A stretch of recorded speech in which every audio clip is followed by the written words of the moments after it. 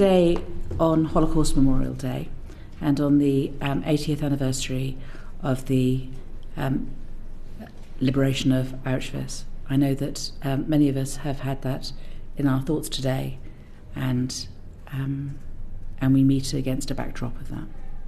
We also meet against a backdrop of the great relief that there is on both sides to see that there is a ceasefire and to see hostages and prisoners going back to their families. This is a further session of our inquiry into the conflict in Israel and Palestine. We have two panels, and I wonder if the witnesses that we have from the first panel could introduce themselves for the record. I wonder if Robi Damelin might begin, please. Hi, good morning or afternoon. Thank you so much for inviting us. I'm from the Parent Circle Families Forum. Thank you. Rula, Daood? Yes. Hi, and thank you for inviting us. I am from Standing Together, a Jewish-Palestinian grassroots movement within Israel. Thank you. Alon-Lee Green? Hi all, thank you for inviting us. My name is Alon-Lee Green, and together with my colleague here, Rula Daood, I'm the National Co-Director of Standing Together, which is a Jewish-Palestinian grassroots movement fighting for peace, equality, and social justice. Bassam, Aramin? Yes, thank you. I'm Bassam Aramin. I'm from the Parent Circle Families Forum. Thank you very much for your time today. We all really appreciate you giving your time and at such an important moment. I wonder, could I perhaps begin by asking the two witnesses from the Parent Circle Families Forum, what happened in your life that led you to start working for this organisation? I wonder, perhaps, Robi, if you might answer that briefly first. Well, we are a group of Palestinian and Israelis who've all lost an immediate family member. And actually, the vision is to create a framework for a reconciliation process to be part of any political future peace agreement.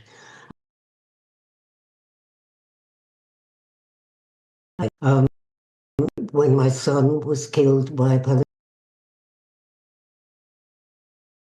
that I said when the army came to is to kill anybody in the name of my child. So I think it was pretty prophetic that I would land up in this organization. Thank you very much. And Bassam, Aramin? Unfortunately, I joined the Parent Circle the 16th of January 2007 after I lost my 10-year-old daughter Abir to an Israeli border police in front of her school. She was 10 years old, 9:30 in the morning. I'm familiar with the Parent Circle 2 years before I lost my daughter because I was one of the... But in my worst dream, I don't want to join this amazing group. It's also to reach to this point. It's almost the same. I said to the killer of my daughter that I consider him a victim.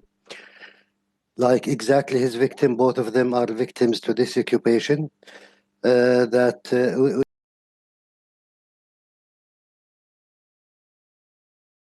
But because I love my daughter very much and because I have another 5, I don't want them to grow up as victims to him.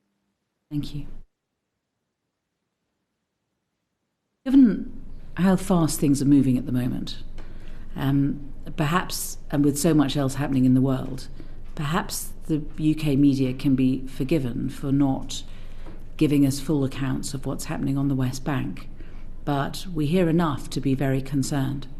And I wondered if you might be in a position, perhaps, Alon-Lee Green, you might be able to help us with giving us a description of what may be happening on the West Bank at the moment. And obviously, once you've done that, perhaps you could also have some evidence as to whether or not we believe that, or you believe that the increased military activity from the Israelis might endanger the Gaza ceasefire. Yes, thank you for the question. We are very worried with the recent developments in the West Bank.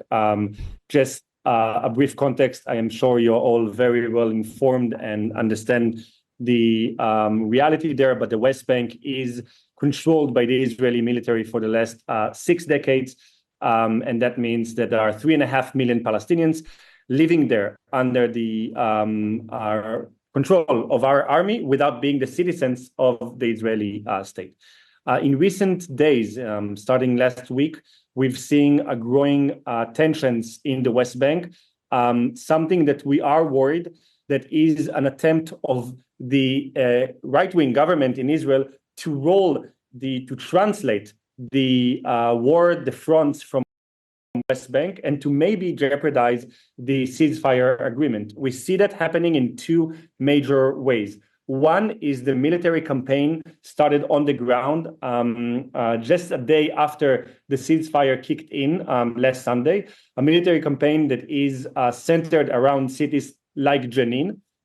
We've seen a growing number of casualties, a growing number of roadblocks, a growing attacks from airstrikes attacks.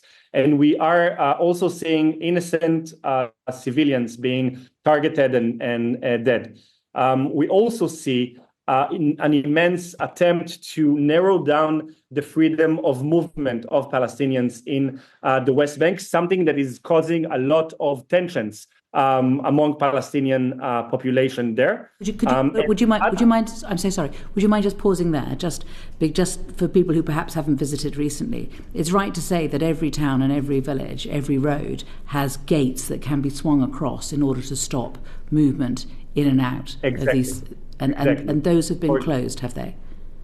Exactly. For example, Ramallah, one of the largest cities in the West Bank, the capital of the West Bank, has been closed. All enters and exits. So people there are dependent on the Israeli army to allow them to move in or out. You see huge traffic jams of hours. People, post videos of them sitting 7 hours just to move from the school of their child back to their town or home. And it is creating a lot of tensions that are rising. We're speaking about hundreds of checkpoints that are not located between the West Bank and the entrance to Israel, not on the border, but between Palestinian towns themselves. This is the reality right now over there. The second way. I'm sorry to interrupt you again, but you said that many people have been killed. Are there any reliable estimates on how many people have been killed or injured since the ceasefire in Gaza on the West Bank? Maybe, Bassam, you can correct me if I'm wrong, but according to the Ministry of Health of the Palestinian Authority, we're talking about more than 22 casualties since last week. One of them, for example, is a 2-year-old child, Laila, that was killed with a bullet shot directly on her head. Her mother, that is pregnant, was also injured. That is in a village next to Jenin.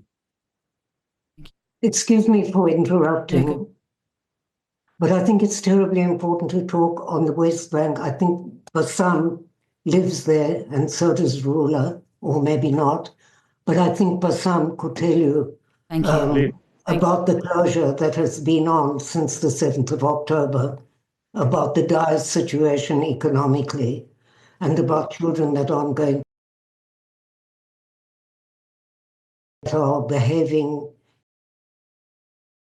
rampant on the West Bank with no accountability, and in some cases with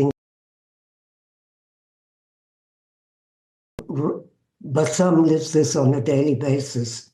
Why don't you tell us what it's really like to be there? There's 2 questions, Bassam, in a way. There's what has happened on the West Bank since the ceasefire in Gaza.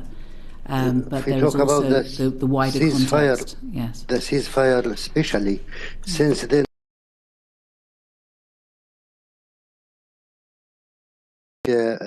900 gates, and this specially day of the Holocaust, just 2 months Auschwitz. I just want to express my empathy with my Jewish brothers and sisters, and we said never again. It's never again for everyone. We are living in a big jail, each city separated. In Jericho, for example, which is the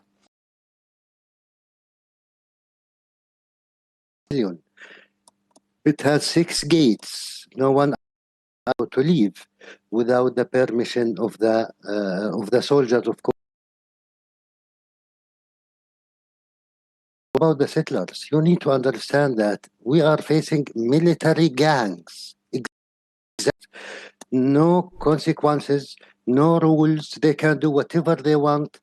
A few farmers, they come to take their goats and sheep, and they cannot do anything. For example, near Jericho, you can imagine they can make any army. Suddenly they minutes.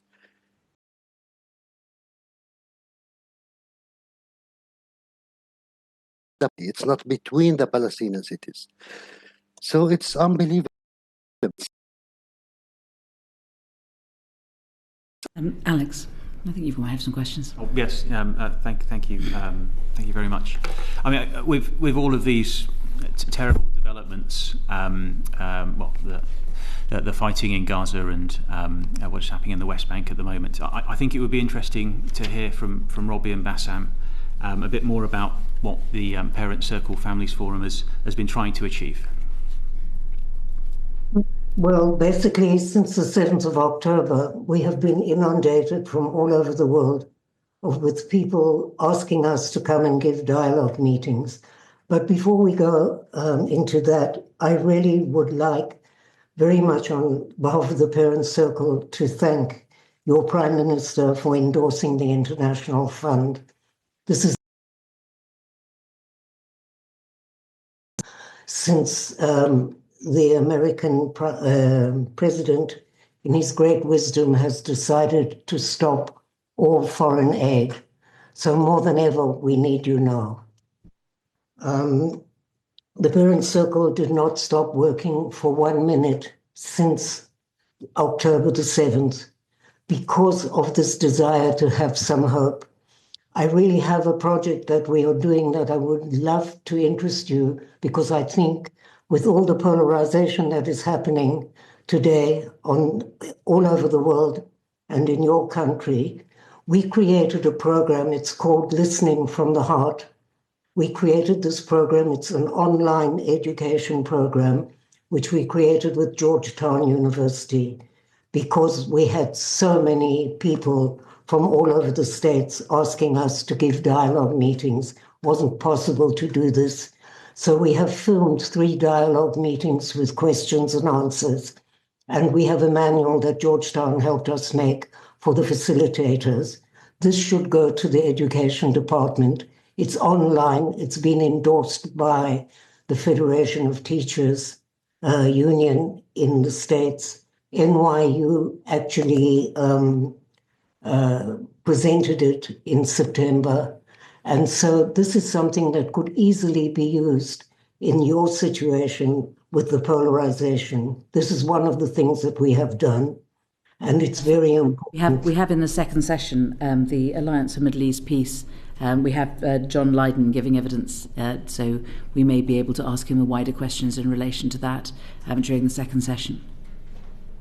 Well, I think so, but this is actually the baby of the Parent Circle. Yes. So the work that we've been doing is the most extraordinary thing is that we have more than 80 new members who have lost members of their family since October. And many of them have already been speaking out for peace.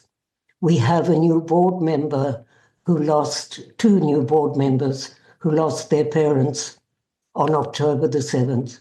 We have Palestinians who've lost huge amounts of family members in Gaza, and yet they are still in the Parent Circle. We have been working, even though each side watches the media from their point of view, which is like living in a parallel universe. So I must say that I'm very proud that only 3 families out of 800 have left the Parent Circle, and that we have continued, despite the powers that be in Israel who are trying to keep us out of the schools, we are continuing to do dialogue meetings. They tried to stop us even with a debate in Parliament from having our summer camp. Fortunately, the American government, the American embassy and the German embassy intervened, and we had the summer camp. And this year, because of the closure and the situation, we took all the children to Cyprus. We have a new relationship with NYU, and they invited 40 kids to come to Prague, where they have a branch of NYU, and some of their students, Muslim and Jewish, joined the Palestinian and Israeli kids, and they'd never met each other before. They came back, and we are going to have a continuation of this program. So in short, we really have not stopped working. This Friday, we have a meeting of all the new Israeli members, and it's so, if you are looking for hope anywhere, that's where you should be looking. Right. Thank you. Sorry, Emily. Go on, go back to Alex, yeah. Thank you very much, Robi. And it's very helpful for us to understand what you've been doing in the United States. And you talked about some opportunities for work in the UK. But are you doing inter-community work in the UK now? And could you say a little bit more about that? Well, we haven't been.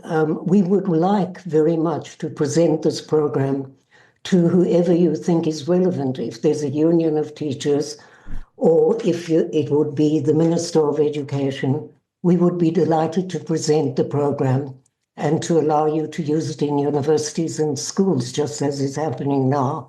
And I can tell you that we went to Harvard and to Columbia and to Amherst and Barnard. I've been to America, I think it's now will be the 7th time since October. They also asked to have it in Italy and in Germany. So I can't see a reason not to use it in such a polarized society as you are experiencing. I'm sure we can facilitate an introduction. Thank you for that. And then I suppose it's a similar question to Rula and Alon-Lee about the work of standing together. If you could say a little bit more about what your aims are. Yes, of course. So we are a grassroots movement that works within our society. We work within Israel. Since the 7th of October, the only and main thing we've been doing as a Jewish-Palestinian grassroots movement is to build political power within our society for demands. The first demand was to have a ceasefire. The second demand was to have agreements to stop the war. And the third and most urgent demand is to have a real future for the people living in Israel and Palestine. We've been living through too many wars, both of us, on both sides of, if you can call, a border in here. And too many people have lost their lives. And the leadership that we have, even in Israel and in Palestine or in the West Bank and in Gaza, are leaderships that haven't been able to bring us a solution. The war between Israel and Hamas wasn't the first one, this one. We really hope it will be the last one. But as long as our leadership will still sit around the same table and not speak about real solutions, nothing will change. And the real solution is to have a real Israeli-Palestinian peace, a peace that will give the people, the Palestinian people in the West Bank and in Gaza, the ability to have their own independence, not to have military occupation on their lands, to rebuild the lives of the people in Gaza, in the south of Israel, and also in Israel, and to continue from there to understanding that in order for both of us to have real security, we must have peace. In order for people in Israel to be feeling safe, Palestinians in Gaza and in the West Bank need their own freedom and independence. And for Palestinians to have their own freedom and independence, Israelis must have their own security. And it will come only by achieving real diplomatic agreements and real Israeli-Palestinian peace. Because the very basic fact of the place we are living in is that none of us on this Zoom talk is going to pack up and leave the place that we call home. It is home for all four of us. And we need to understand what is the path to lead into that change. So since the 7th of October, we've been going out as a grassroots movement in Israel, demanding in the streets by demonstrating each and every week to have a ceasefire and to have a yes, Israeli-Palestinian peace. But not just that. We're building a political power. We are building, by organizing people from different communities within the Israeli society, we're building a new leadership and a different leadership of younger people who will be able to hold the demand for freedom, security, and peace for all of us. And we believe that the main and most essential work that needs to be done is work within grassroots movements, work of organizing people within our society, because right now, in our politics, our politicians are not speaking of different solutions. They see victory as a victory of eliminating one side. But if you would look at what's happening, yet again, you see that the Israeli government, the Bibi Netanyahu government, has sat down with Hamas, became with a deal, and they are celebrating that deal, and they are calling victory on both sides, at the same time that tens of thousands of people have lost their lives, their homes. There is total destruction. There is no victory in images of people returning to destroyed homes, no images of hostages coming back after 15 months of being underground. This is not the victory that we want. The victory that we want is a victory that speaks about a life of safety for both of us, and it will happen only by achieving real Israeli-Palestinian peace. And this is what we do at the grassroots level. That is a very much important work, because we understand that the most essential thing is that the people in this land fight for these principles. Because if we are not convinced as people that the only way we will have a different future is by stopping these endless wars and reaching out a real Israeli-Palestinian peace, nobody is going to come from outside and help us. So our main work for the last 15 months is to build that political power within our society. Thank you. May I just follow up on just what you said, though, because I think there is a question, there is a challenge, something that we hear, and do tell me if we've got it wrong, that in terms of the Israeli society, the increasing numbers of people have wanted a ceasefire, and everybody has wanted the hostages home. But the number of people who see the long-term future as being one of Israel being able to live at peace with a Palestinian state as neighbours has gone down dramatically. And indeed, when there was a vote in the Israeli parliament, nobody voted. I mean, everybody voted against the idea of a Palestinian state, from what I understand. Is that correct? Yes. Yes. The discrepancy here, I think, between the leadership of the Israelis and the Israeli people, because we are seeing a solid support in every poll for the last 8 months, showing that more than 70% of all Israelis support the hostage deal, a ceasefire deal, even if it's, in the question, do you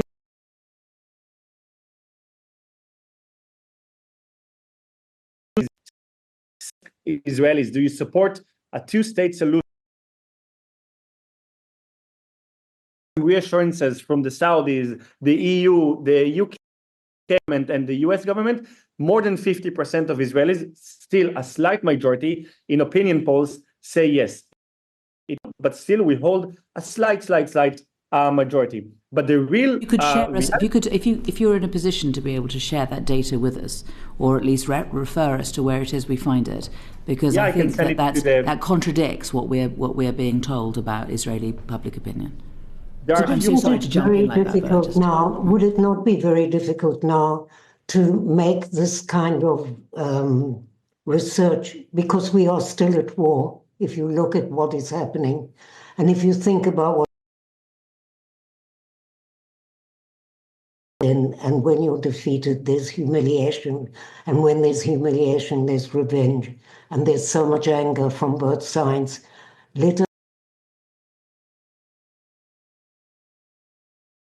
us grieve.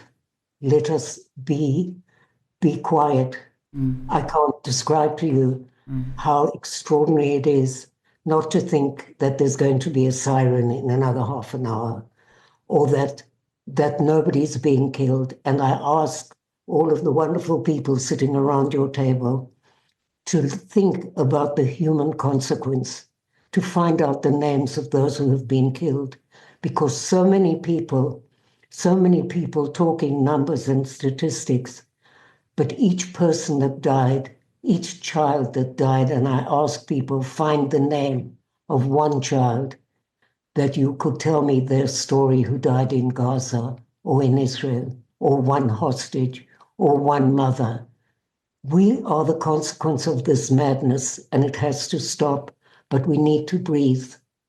There's no instant solutions. Time, it's going to take time. The anger has to quieten down a little bit from both sides. You know, if I may just say a few words, what you imagine from, of course, I want to criticize Israel. Honestly, I want to say that for me, it's a sick society, and I don't blame them to be sick under the leadership of a war criminal, according to the international law. According to the Israeli even regime, they consider two ministers from the Israeli government as terrorists, as criminals. Imagine they are the leaders of Israel today. I just want to say that we need to learn from history.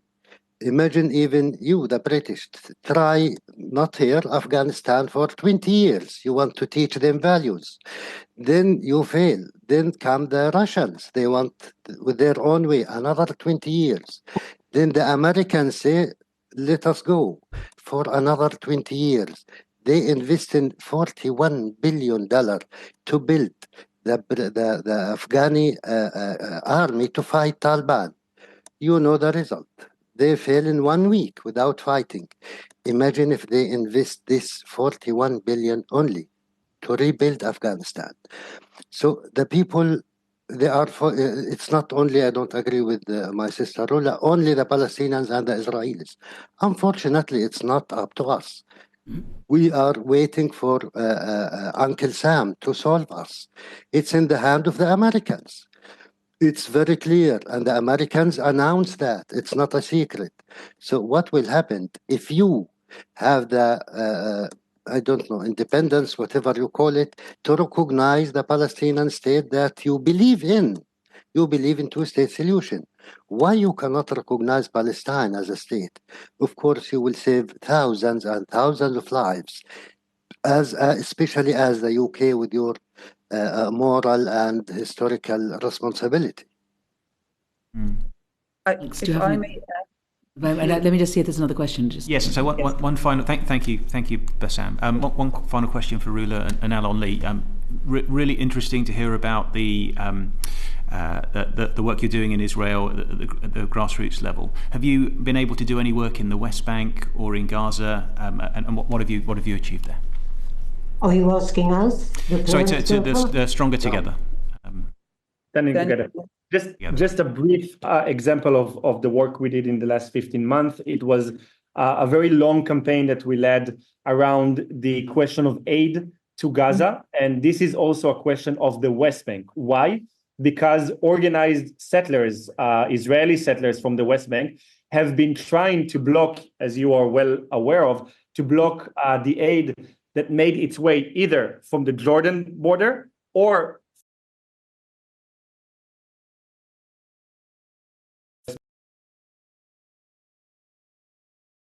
and groups of extremist settlers started to set the aid trucks on fire, to send Palestinian trucks to hospital. Even Israeli soldiers were sent to the hospital. We built and initiated the humanitarian guard that within 6 weeks started to recruit 1,000 members from our movement to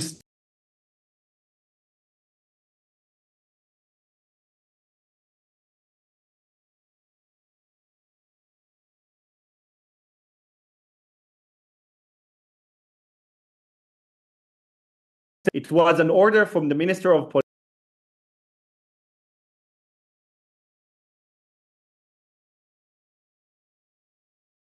But afterwards, because we're clashing with other Israeli citizens, us and the settlers, the police started to show up and separate us. And some turbulent time, but eventually the police showed up in the mornings, not allowing us to go on the road, but also not allowing the settlers to.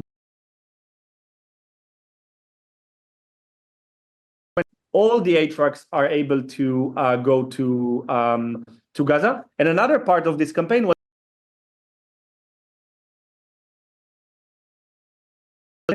and to recruit and donate aid, mainly Palestinians, citizens, people really were donating so much aid to Gaza in hundreds of trucks. And that was also an act of solidarity, but also an act of self-interest, because it is a question of what kind of a society we remain in the face of trauma, in the face of fear, in the face of this grief. Thank you. Can I ask both organisations, I mean, you are seeking to bring together Israelis and Palestinians, but on both sides there must have been a degree of further polarisation. I mean, the Israelis who witnessed the horror of what happened on the 7th of October, and now Palestinians who've seen huge numbers of casualties killed in Gaza. I mean, to what extent do you think your task has been made 1,000 times more difficult, and how optimistic are you that it can be done? Well, if we weren't optimistic, I think we could stay at home and drink tea, and Alon and Rula and Bassam wouldn't need to try and... I can't tell you what both Alon and Rula have done in this country. I'm so proud when I see every day what they are doing. And the parent circle will continue to work regardless, but give us time to breathe. Yeah. Don't look for instant solutions. And more than ever now, because USAID has stopped, some of the wonderful NGOs on the ground will not be able to continue with their work. We have been stopped in the middle of a narrative project, which they awarded us $550,000, and now overnight that's gone. So we still are now in debt to pay all the people that are working. But fortunately, we can manage at the moment. But there are NGOs that have lost everything. You need to know about these things. And yes, maybe America's our future, but I think the whole world has to understand to stop investing in weapons, and perhaps instead of such a small percentage in peace, to start investing in peace and in all the organizations. It's the first time that Palestine has been on the map for so many years. Can you imagine if all these wonderful kids who are demonstrating would understand and would start to support the organizations on the ground that are working to end this conflict? Doesn't matter, it doesn't have to be the parent circle, it can be Alon's movement, it can be combatants for peace or women wage peace or breaking the silence. How powerful that would be if a student would suddenly start to support that morally.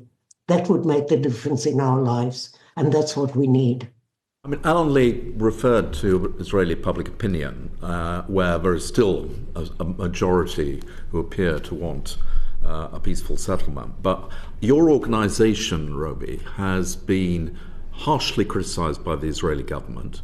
They have claimed that you are equating people who've died as a result of terrorism with people who've died supporting terrorism, and for that reason they took action against what you were doing in the schools.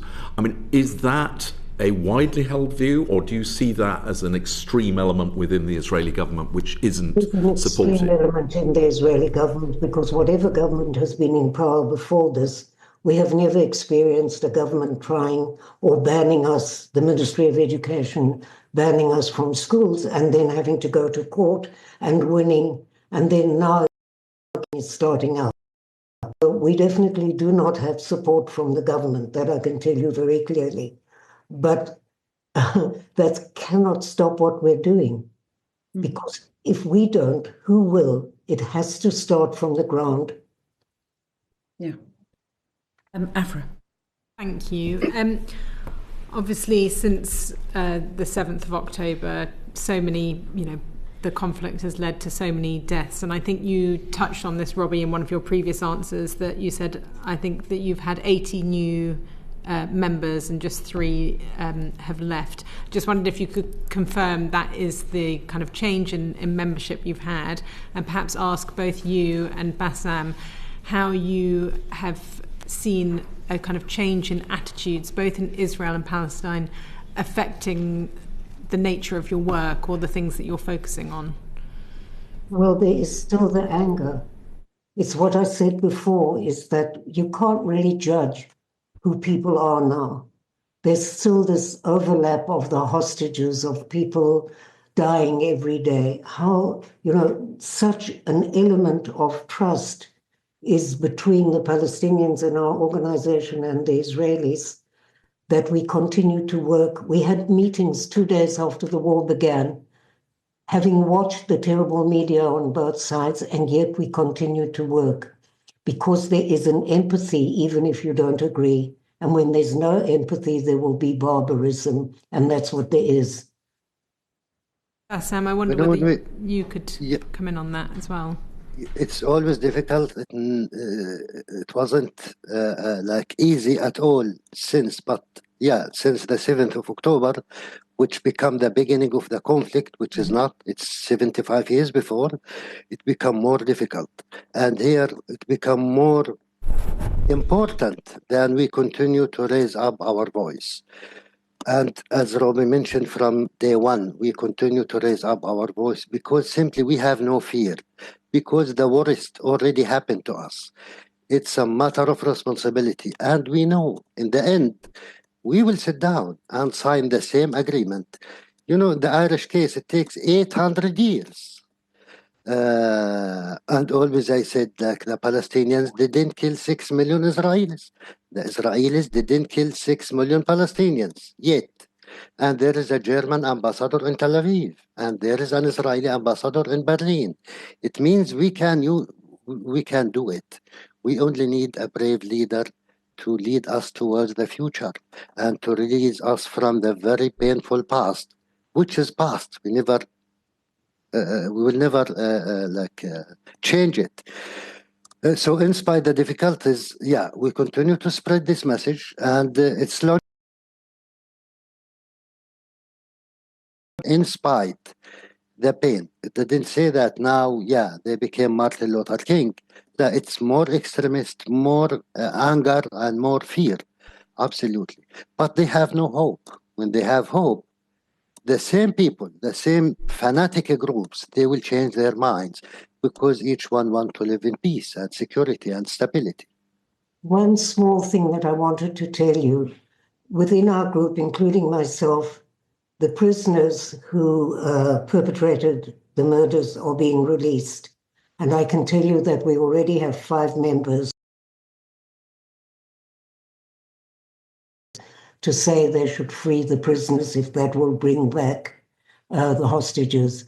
And I am so proud that they understand the sanctity of human life. And I am proud of you. And I love you, so that's beside the point. Okay, guys, moving on. Blair, some questions. Bassam, you said something which to me is very interesting there, that what you need is brave leadership. Yes.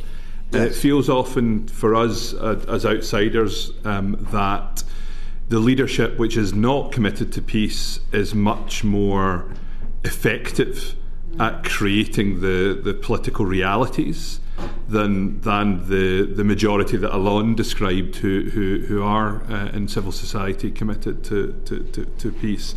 I was a campaigner before I was a member of Parliament, so I want to ask a very campaigner's question. What's your theory of change? How over the notwithstanding Robi's point about the need for grieving in this moment, what's your long-term plan for how the activities that you undertake will change that reality and encourage that type of leadership that Bassam describes? And I'll maybe start with Bassam. In fact, again, to have hope, to have a political process, it means for me, if, for example, France, UK, Germany, as leaders of Europe, recognize the Palestinian state, which they believe in. I believe if we will continue to fight for another 100 years, we will solve the problem in 10 years or less than 10 years, for example. So people are very keen to see a solution. You will find people in Gaza, even now, they have more hope than the people in Tel Aviv, because they are suffering more. It's very obvious. But the people, like the world, didn't understand that. We think that we deserve to live as the rest of the world. And if we don't have nothing to lose, Jabotinsky said, oppression creates resistance. Always I said to my Israeli friends, as long as the Israeli occupation continue, believe me, we would sacrifice the blood of our kids from both sides to protect the holy stones of Jerusalem. And I am not sure if Jerusalem know who we are at all. So we can exist together, all side by side, in one condition, without oppression. I don't want my beloved Robi to control my life. I want to live free, for example, Robi. So, and in the same time, to see the rest of the world, when you are pro, which is perfect for me. When you are pro-Israelis, it's perfect for the Robi or other. But we said always, from the river to the sea, everyone should be free. Otherwise, we will continue to suffer, both of us. Can I ask the same question of Alon, who seemed... Oh, sorry, go on, Robi. Please stop importing our conflict into your country and creating hatred between Muslims and Jews, because that's what's happening everywhere, all over the world. If I have to have two police guarding me in Italy, that's pretty sad, I would think. Yeah. Well, as a member of Parliament who represents a large population of both Muslims and Jews, I would certainly endorse that. Alon, you seem to want to come in on this question of the theory of change, and how do you? Yeah, because I think it's a very good question, because it does seem that we are all stuck from all directions, even though the simple will of a simple person on both sides to just live safely, to prosper, to raise a family, to be able to take care of your family, it exists on both sides. But then I think that what we lack in Israel is a political competition to the dominant idea of what our right wing suggests. I can speak about myself being in my 30s, that I was born in the day of the first Intifada. The day it started, I was born. And then I had my bar mitzvah just 2 months after the second Intifada. In between, I wasn't allowed to go on buses because buses exploded. And I do have a slight memory, because I'm still in the age that younger people than me will not remember. I have a memory of our prime minister back then shaking the hand of the Palestinian leader Arafat. That was Rabin and Arafat. And I remember our leaders speaking about peace, presenting the idea as an alternative to the reality. One dominant political figure in their life, Benjamin Netanyahu. They don't know a different prime minister that is dominant since then. And they know one idea, and it says, Jewish life is worth more than a Palestinian life. If you, as a Jewish person, want to be safe, we need to control them, the Palestinians. We need to send our soldiers to their villages and towns. And that's the only political theory. Only one weight on the right side. The entire political arena is tilting to this side, and the center becomes more right, the left becomes more center, and nothing balances the arena. What we want to start with is new options for people to be able to choose from, because people don't choose something that is not on the menu. No one goes to our restaurants and does it. And this very simple option is saying only peace bring us security. We only will be safe if we will not control millions of people, a different people that is not free, not independent, and not equal to our rights. So it has been forgotten from our political discussion, from our public, and to build power. Even when we see times about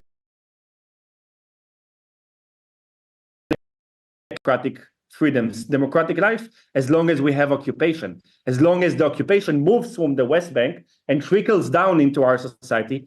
Rula here, she doesn't live in the West Bank. Rula, you live in as a Palestinian citizen of Israel. Palestinian citizens of Israel, maybe you can speak about it, Rula, but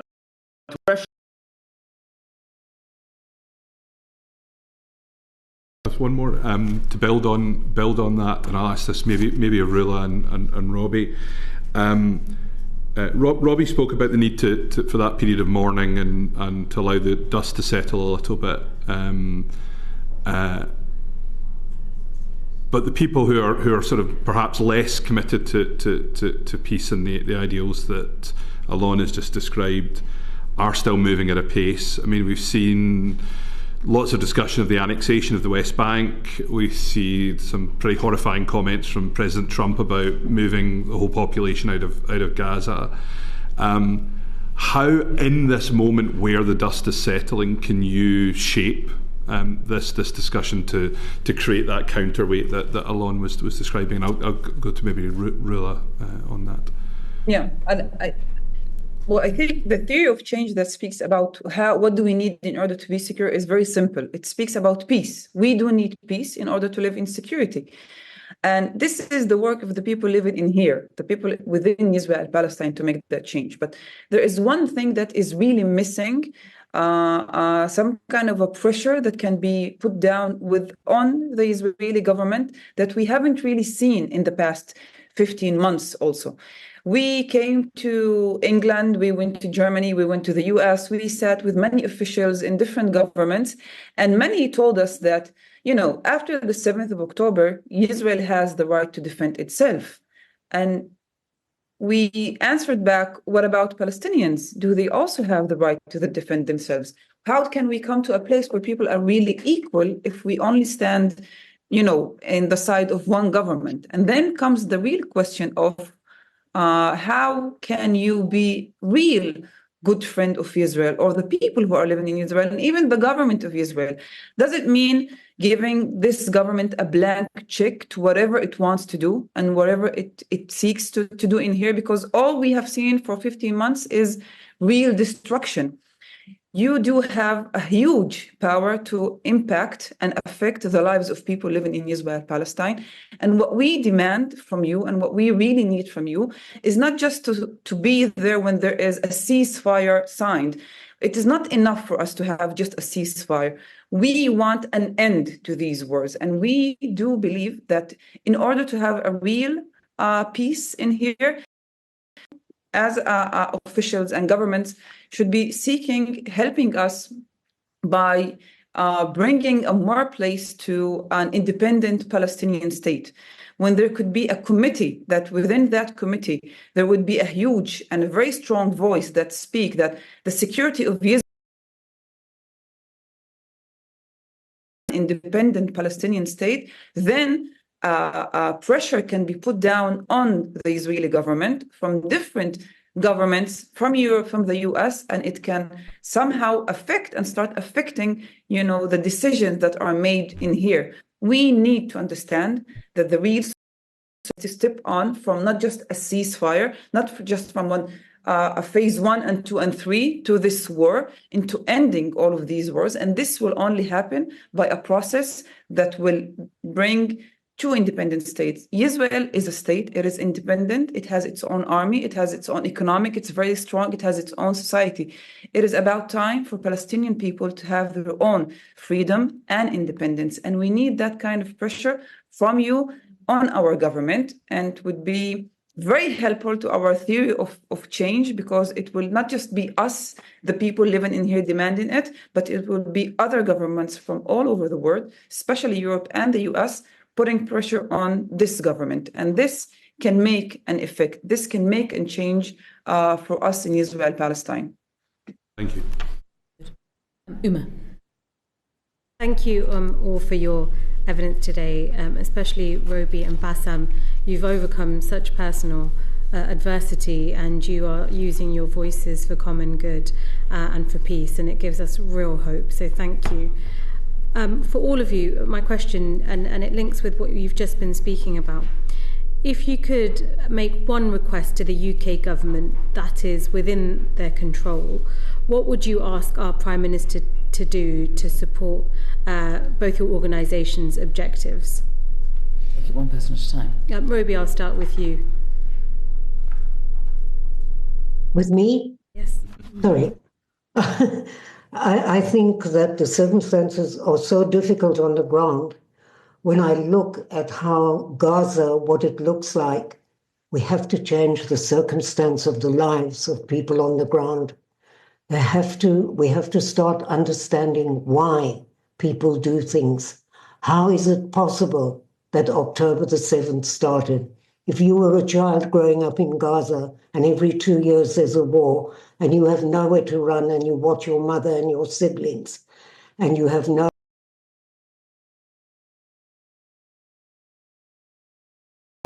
And if you've been living on a kibbutz in some safety for many years and suddenly October the 7th happens, then what would what kind of person will you be? Or if you grew up in Ashdod or Ashkelon or one of the cities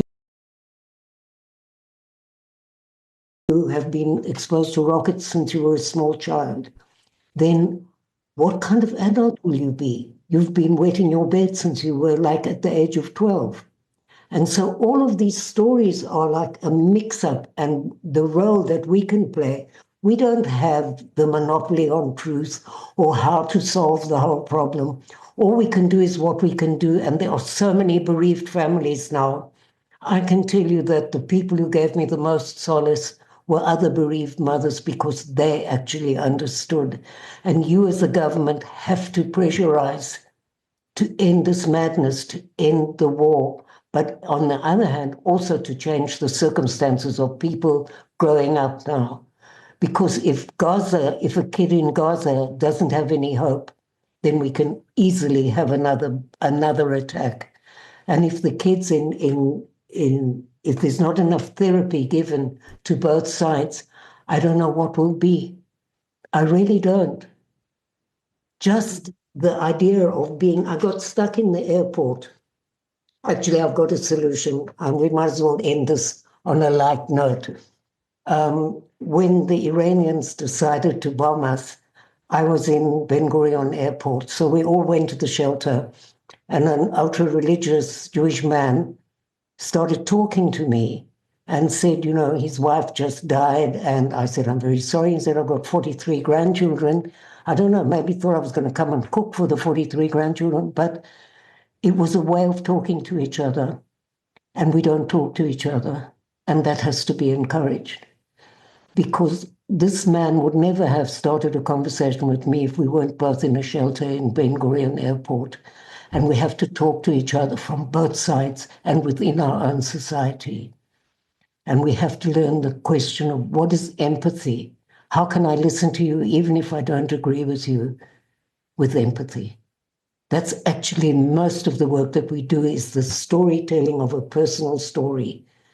And please humanize the conflict and let's hang on to our humanity. Thank you, Robi. Alon-Lee, I'll go to you. I would say that the very urgent things that I believe should be done and should be addressed from foreign governments, foreign parliaments, are first of all looking at the very specific moment that we are at right now. Two things are happening at the same time. One is that we are in phase one of the ceasefire agreement that releases 33 hostages. Some of them were released already. Another will be released in the next 30-something days, and also allows Palestinians to go back to their villages, cities, homes. I think it's too much of a word to use because most of them will find a destroyed, home, and it's very sad. The second thing that is happening is the expansion of the military campaign in the West Bank. I just read now on the news that the campaign of the IDF was expanded to another city in the West Bank in the last hour, to Tul Karem from Jenin. This is dangerous. So we do see two trends. One is that we can continue the ceasefire, make it ceasefire. It is not guaranteed. The right wing in Israel, some of them are high rank ministers, are working to make it fail. So we need to put pressure. Your prime minister, your parliament, your government can do a lot to say we will support rebuilding Gaza. We will support the Israeli civil society. We will support Israel in so many different ways. But you need to move forward and to stop this war, to end it, to bring back all the hostages, not only some of them, and to not continue fighting in Gaza. But it also must include not moving the to the West Bank. If what we will see is now 10 months or 5 months of devastation, of starvation, maybe of destruction in the West Bank, we will all lose. We need to remember that the West Bank is a place where millions of people are living for decades without basic human or civil rights.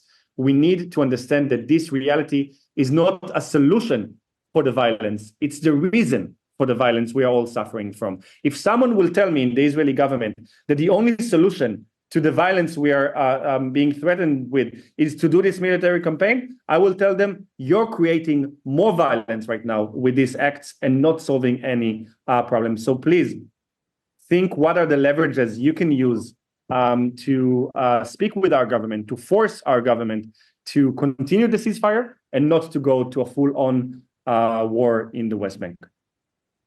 Thank you. And Rula, I'll go to you next. I will add my voice to Alon-Lee. I do think you do have a lot of ways to also influence the Israeli government.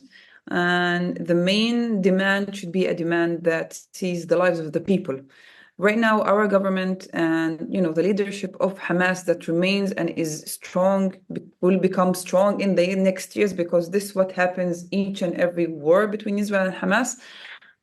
They also need a much stronger voice from other countries and other governments, telling them to what path they must lead and what does it mean to be also supporting this deal and supporting governments by your government, and what kind of limits you will put.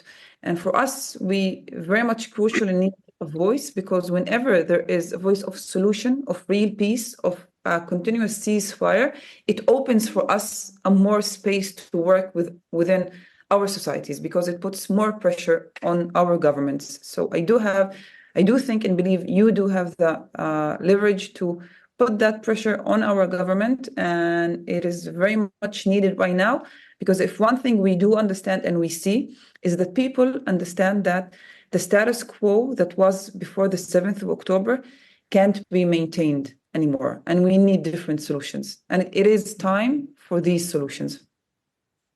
Thank you. And finally to Bassam. Thank you. Martin Luther King says, in the end, we will remember not the words of our enemies, but the silence of our friends. Believe me, you know the truth. Never keep silence. Never, because this is one of our problems. Just to say that the fighters of Hamas, or the people of Hamas, or the terrorists of Hamas, whatever you call them, who committed the attack on the 7th of October, they were 10 to 12 years old back in 2014 when Israel attacked Gaza. So imagine now, with more than 4,000 people have been killed, with this destruction.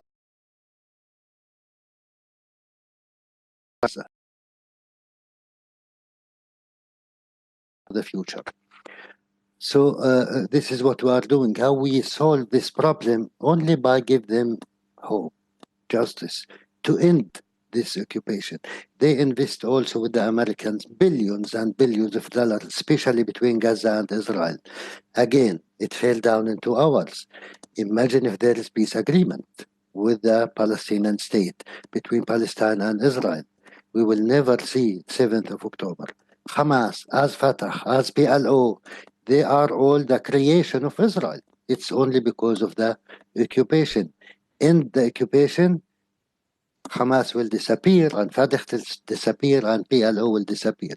We will live in a normal situation.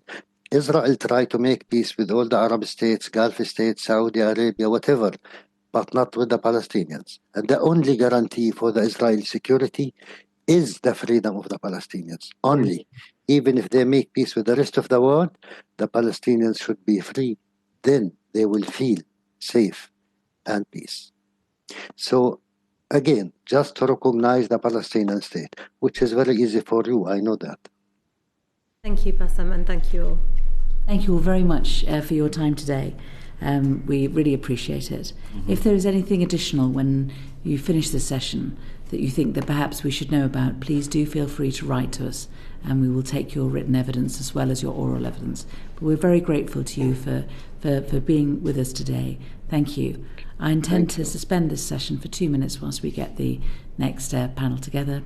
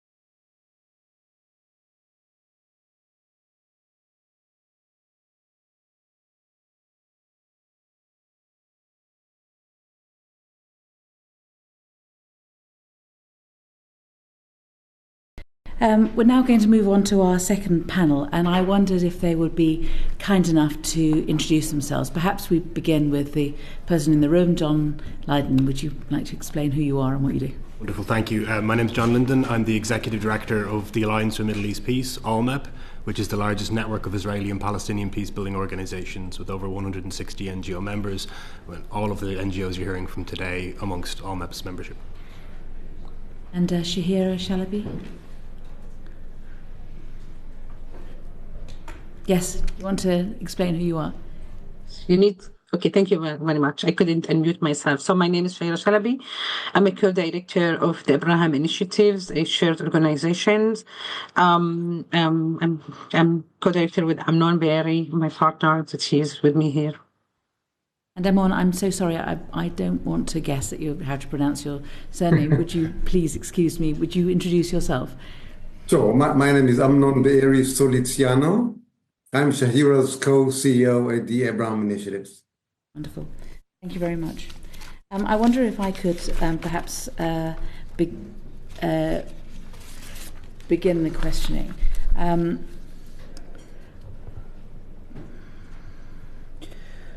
What's the objective of ALLMEP and which organisations are part? You've said that you've got all of the organisations that are giving evidence today, but I wonder if you could explain what the overall purpose is, and particularly given what's going on at the moment in the Middle East. Yes, thank you.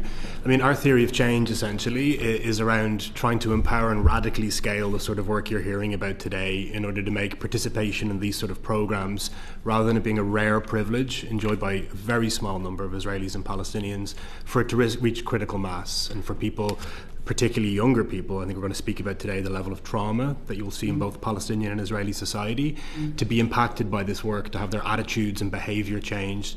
And we fundamentally believe that the politics, or the lack of politics or a diplomatic horizon, are downstream from a lot of the social and political realities bedeviling diplomats over decades, and that if you can build up this resilience and strength at a grassroots level, it makes diplomacy much more viable. It attracts diplomacy, to be very blunt, but it also makes it more sustainable and likely to succeed. We know that extremist actors will emerge to try and destroy any diplomatic effort.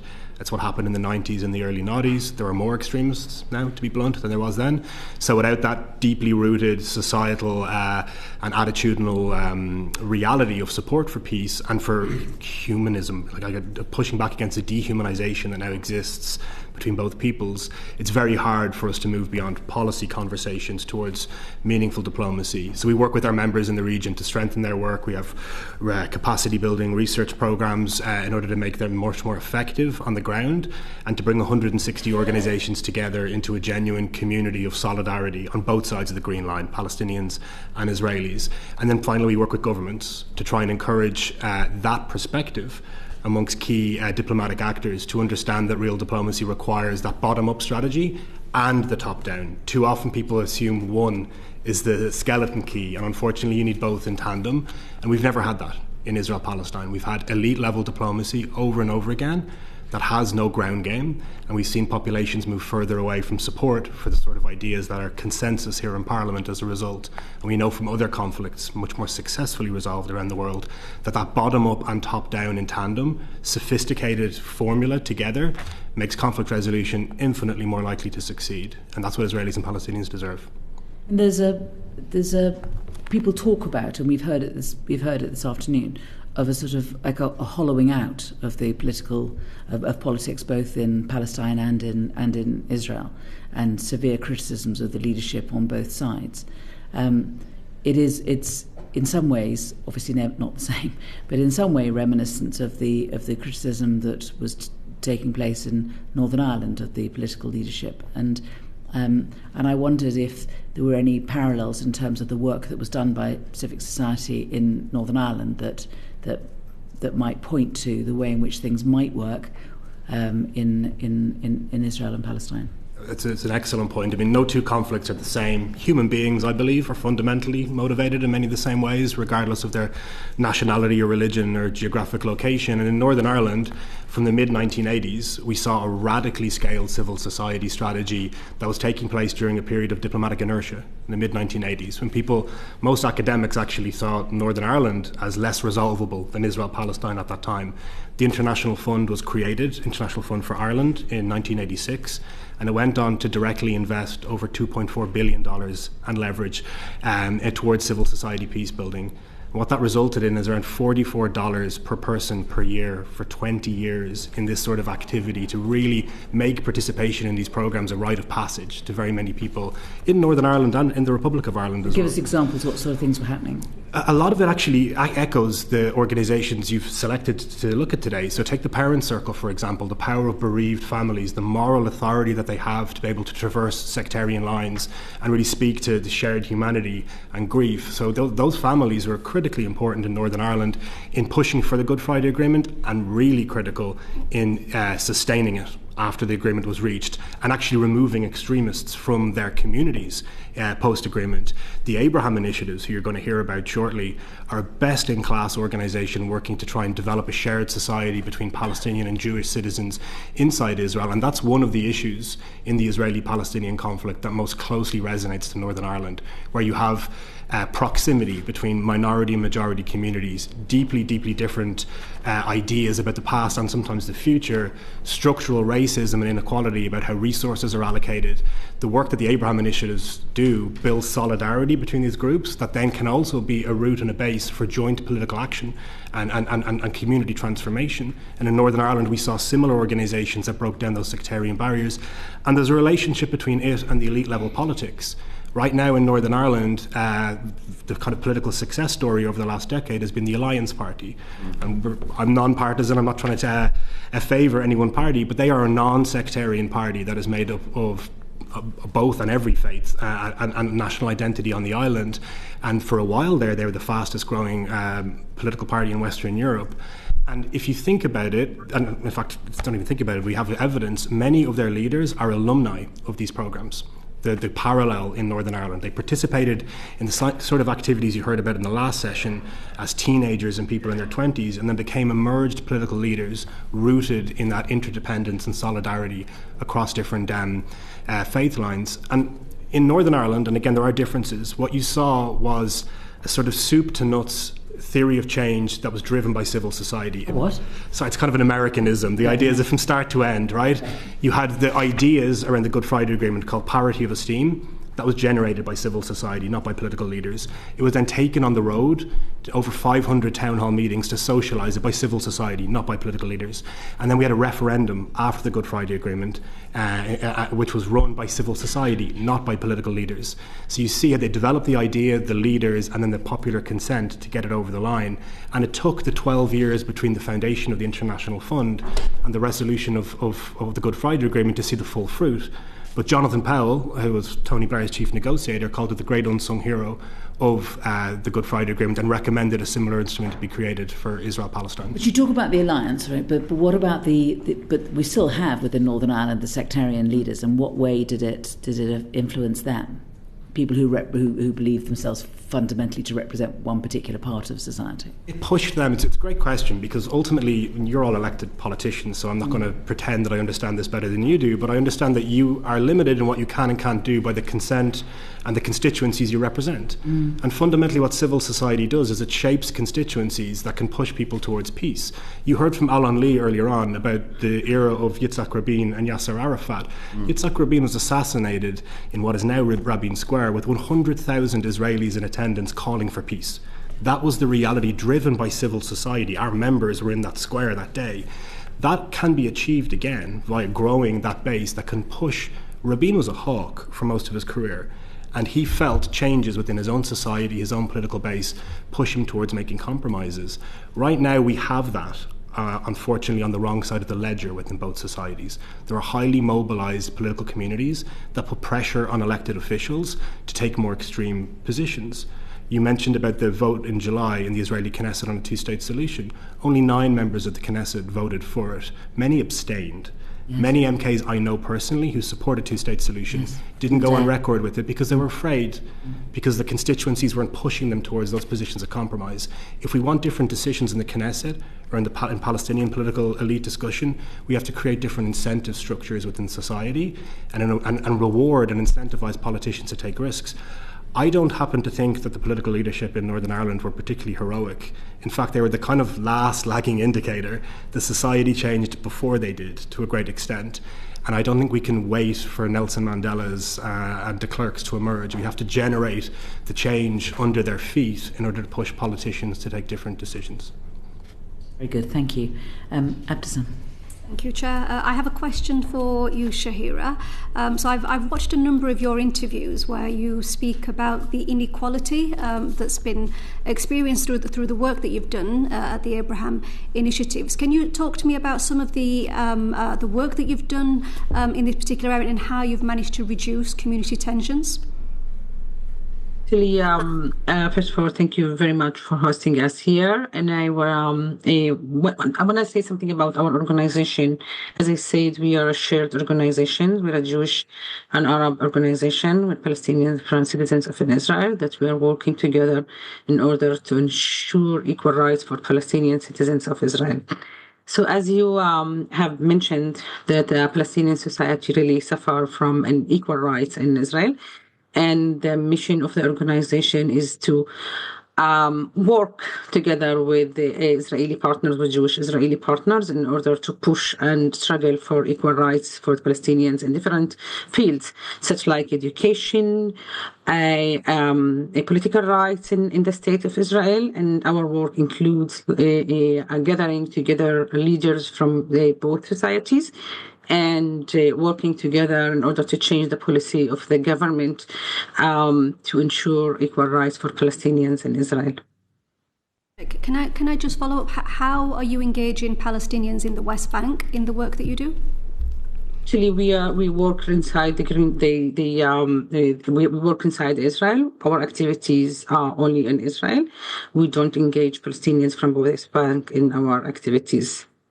Although we understand the connection between the conflict in the West Bank and in Gaza and how this affects the relationship between Arabs and Jews in Israel, but our aims, our works, our target groups are inside Israel. Okay, thank you. John. Perhaps, Amnon, you could build on what Shahira has already said in terms of the work to achieve equality. How do you think that's going to help resolve the conflict between Israel and the Palestinians? Thank you very much. So the fact is that about 20% of all Israelis are Palestinians. They're Palestinian by nationality, language, heritage, culture.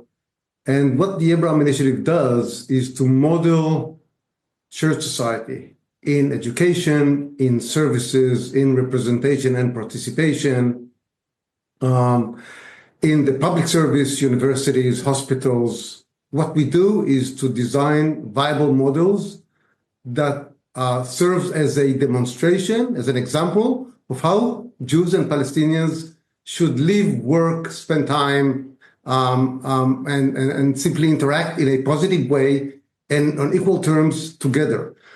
And we maintain that our examples, and hopefully that hopefully will be and are being adopted gradually by the Israeli government and expanded throughout Israel, eventually will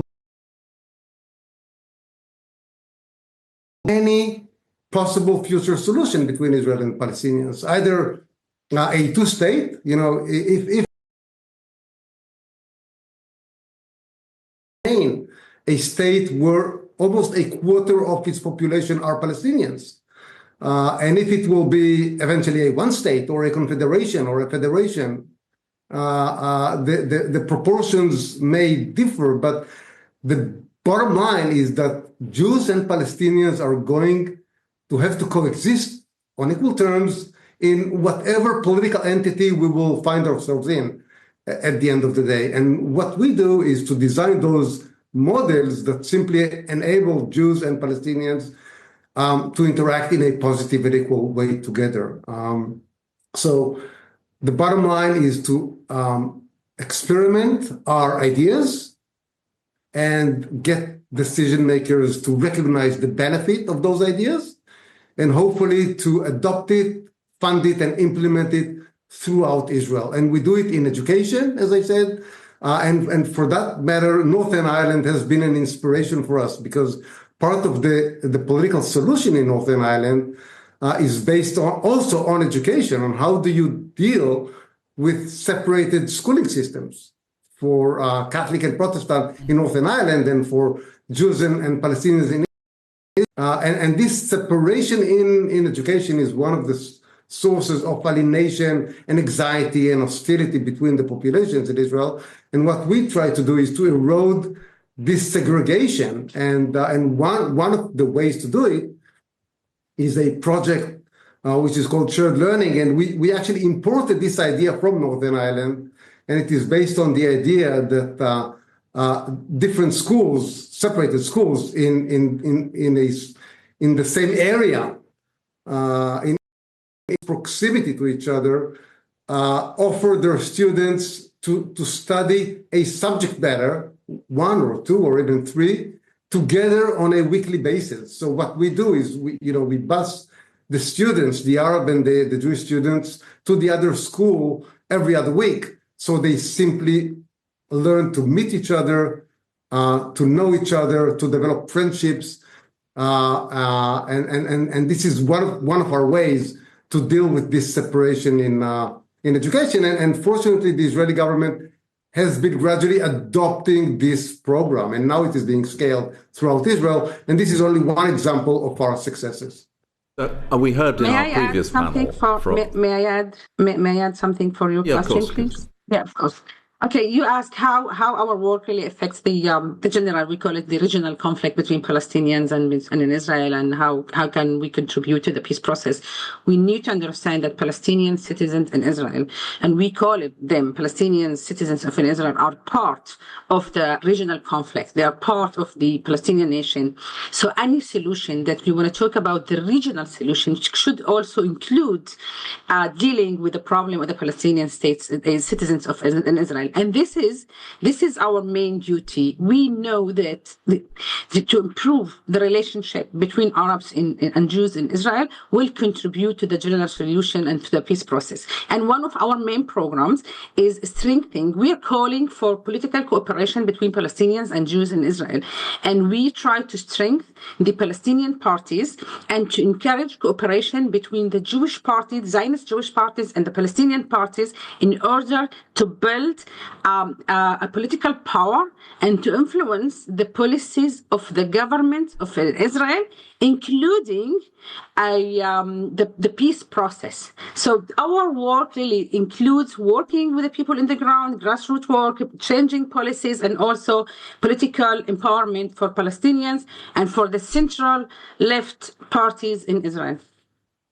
But there appears to have been a polarization taking place, and so I was saying, we heard in our previous panel about the work of the Parent Circle Family Forum and the opposition that they had encountered from the Israeli government to the work they were doing in schools. To what extent do you think that the Israeli government, and indeed the more radical Palestinians, are signed up to your agenda? So I would say that if until maybe 10 years ago, there was a consensus in Israel that coexistence or the shared society is a desired future for Israel. I think that probably 80-85% of all Israelis, both Jews and Palestinians, would have agreed to this assumption or aspiration. I think that today we are in a completely different reality. I think that the notion of equality between Jews and Palestinians, or Jews and non-Jews, is a controversial one. I think that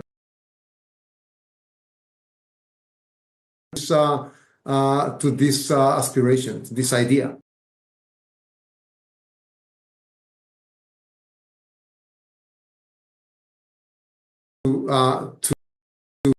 To live in a prosperous, secure future for Israel will be through the creation of a truly shared society built on equality between Jews and Palestinians. So this is what we do. It's an uphill battle, but we strongly believe that since this is the only viable program for our future, eventually we will succeed.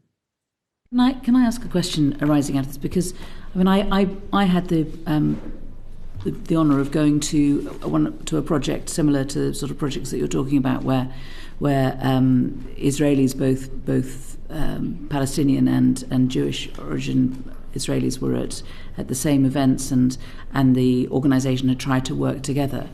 And what seemed to me to have happened was it was fine. It worked fine until the Israeli Jewish kids went off to do their military service.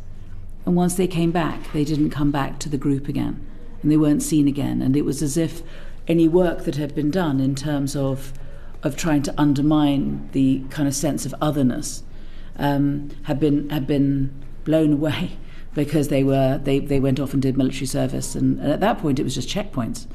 But obviously now that you're working in a completely different circumstances, where youngsters have been in Gaza and have done several tours of duty in Gaza, so bringing them back together again is even more challenging. That's just on the Israeli side, leaving aside what the challenges may be on the Gazan side.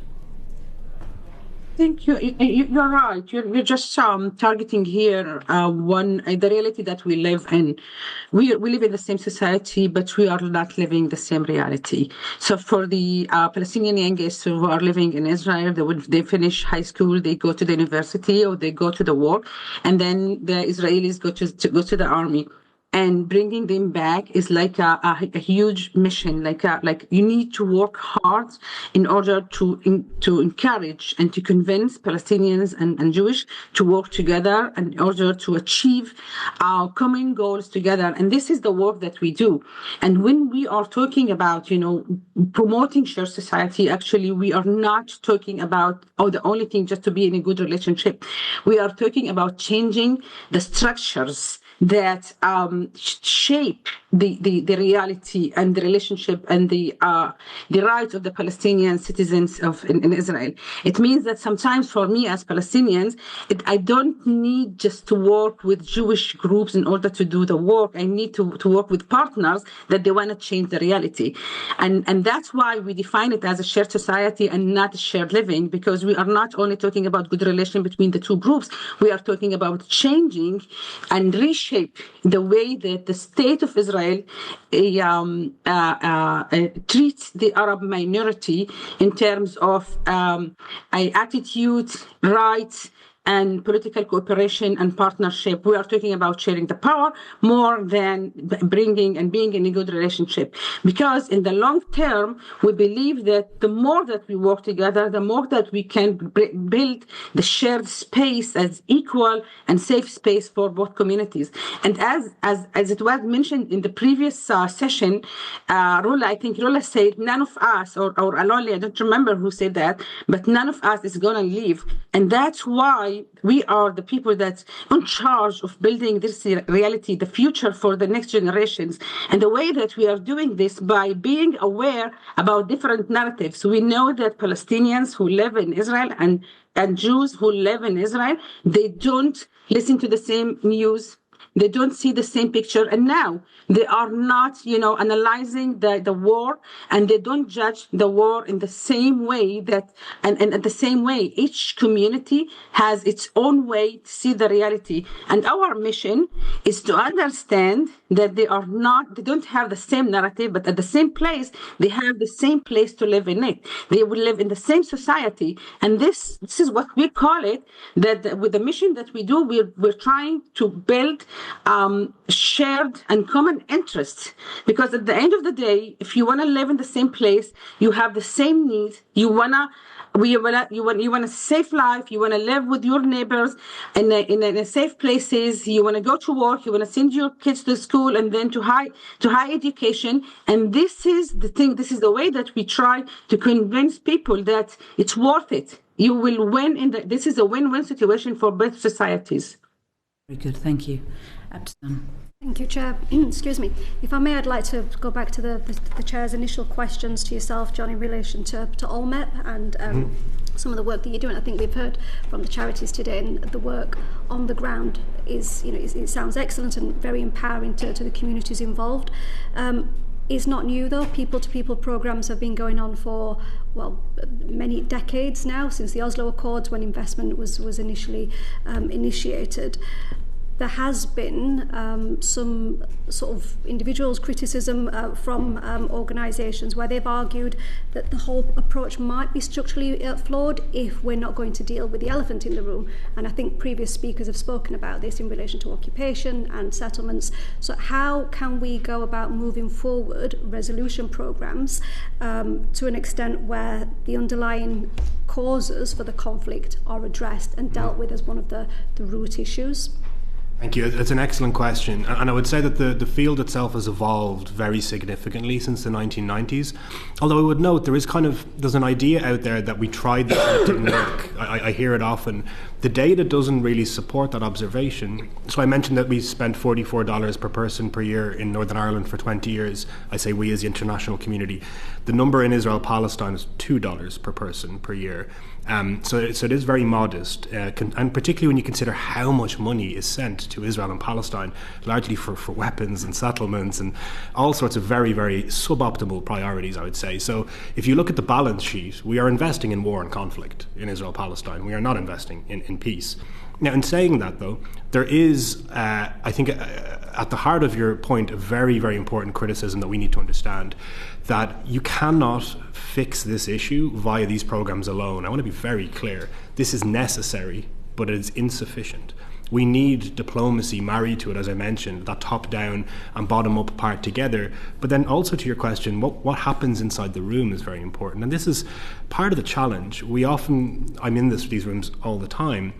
I can tell you, probably the most powerful Zoom call of my life, which is a weird sentence, was right after October 7th. Like 85 Israelis and Palestinians together on Zoom, everybody in tears, dealing with very difficult, very deep, very political issues. And I would say every room that has Israelis and Palestinians in it, always, but definitely now, is political. We are talking about occupation, settlements, injustice, rights, historical narrative. There's a cliche that it's people eating hummus or playing football. That's sometimes the entry point, and I will defend it because it can sometimes be the first encounter that then will facilitate a very substantive conversation. It doesn't always result in agreement. That's not necessarily the goal. But what it does is it creates the connective tissue for dialogue and discussion, the idea that you're going to engage the other population, that you're going to negotiate and discuss these very difficult things. It's a very dependable barrier against support for dehumanization and violence. It might not make everyone support a two-state solution. It makes them very unlikely to support violence against the other. And it also then creates, not for everybody, but we do see around 80% of alumni stay active for at least 5 years after initial engagement. That's quite a significant data point. It means they're getting something they value and they're returning to it with no material incentive, and very often with social pressure not to be engaged, right? And what we find is that a group of those people become incredibly engaged. So you heard from Standing Together earlier on today. They are probably the most impactful sort of activist organization on the ground inside Israel. They've doubled in size for their city guards that they do to protect Palestinian and Jewish communities that are in shared cities, and their university chapters. Very, very many of their leaders are alumni of some of the programs focused at youth that were sometimes a very non-political entry point and resulted in Jewish-Palestinian solidarity where they're being beaten whilst protecting convoys of aid to get into the Gaza Strip. So it shows you the direction of travel. The final point I'd make around this, because we need to be self-critical about how the programs change, is to really examine what has shifted following October 7th and the war in Gaza. The Israeli-Palestinian conflict has it's moved into a different category than it was in 15 months ago. And so what we were doing beforehand, which was obviously insufficient, still needs to change and evolve and adapt. Over the summer, we conducted the largest dialogue of Israelis and Palestinians since October 7th, using artificial intelligence. Actually, it's quite interesting because people can't be in the same room as each other. So there's this very interesting technology called Remesh that allowed people to find hidden consensus. Basically, the technology identifies within the conversation things that you might not hear or pick up on and serves it back to Israelis and Palestinians to vote on, to see whether or not it represents their opinion. And what we found was a huge amount of shared values. Right? Not necessarily they want exactly the same political thing to happen, but this opposition to violence, the targeting of civilians, the taking of hostages, this idea of equality that you've heard about from Amnon and Shahira. And then, beyond that, support for a ceasefire, for a real diplomatic agreement. In the polling that we've seen, it's kind of jumping all over the place, and different polls give different results.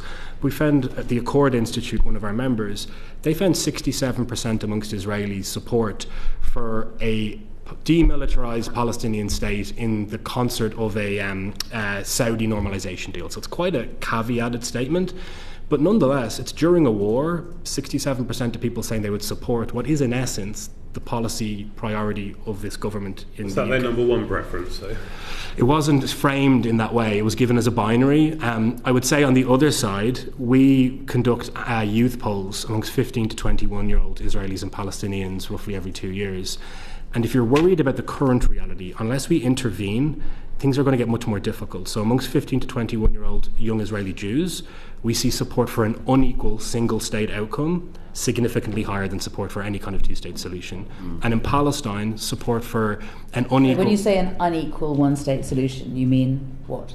I mean a single state between the Mediterranean and the Jordan where Jews have political rights and Palestinians don't.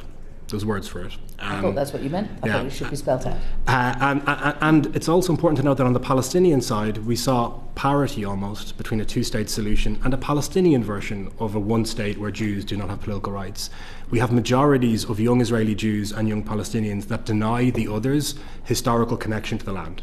And that's not about two states or one state. That's a very zero-sum outlook. And we know these programs are incredibly effective at disrupting those attitudes and creating more support for negotiated, non-zero-sum political outcomes. And can I just check then, so from the sort of the programs that we've got that are part of ALLMEP, have any actually made a difference or had any specific outcomes in addressing some of the structural issues? Absolutely. I mean, very quickly, one of our members, Sakui, they managed to lobby the Israeli government to radically increase funding for Palestinian citizens of Israel via the largest ever budget allocation to Palestinian citizens, something regrettably this current Israeli government has reversed, but nonetheless did some good before it was reversed.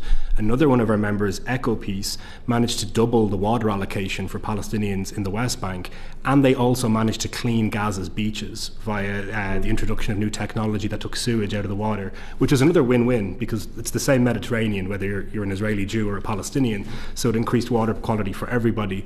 I can give you many other examples. None of them are an end to occupation and a two-state solution, but nobody's managed to do that. Yeah. And I would say civil society is humbly outperforming almost every other actor in being able to have material improvements sub a final status agreement. Our hypothesis is that if you radically increase the resources and the capacity and the diplomatic support and protection for this work, you will see further policy wins, because right now the situation is so malleable. It's never been more plastic or up for grabs what's going to happen in Israel-Palestine. Civil society can really push things in a much better direction. Very final question. Before we go back to you, Bassam, and I know that you have more questions, but I know that Ed wanted to have a follow-up question on an earlier one. Well, it's just on the data that you were presenting in terms of that sort of hardening around youth group, the 16 to 25, whatever the youth group was that you say. Is there any evidence to suggest that you've seen an increase in hardening of support for a single-state solution as a result of the October attacks? I mean, and how far has the dial moved? Yeah, so I'm just going to pull up a stat that I think I have here, that since October 7th, so it's important to note the youth poll that I mentioned was conducted in July 2023, so before October 7th, but during a big military operation in Jenin. So people were it's still not comparable to October 7th, but it was a high intensity moment. Since then, the joint poll that is conducted by Khalil Shakaki in Palestine, and then by Israeli polling partners as well, showed that amongst younger Israelis, only 19% support a two-state solution. So that doesn't necessarily suggest that the other 81% support a non-democratic outcome, but I would say that there is a large amount of support for the status quo. That has been very much what Prime Minister Netanyahu has been sort of politically successful in sustaining up to this point. And what's interesting, the status quo is one unequal state, essentially. There isn't two states. So if you put together support for the status quo plus support for a single state with permanent inequality, that's quite a large number of people. But the silver lining is support for the status quo is evaporating. Nobody thinks we can go back to the reality that existed on October 6th, which means there's a competition now. You heard about it earlier in the session, about alternative ideas. And the ideas that the radical right wing wants to see in Israel, or that Hamas wants to see in Palestine, are very extreme.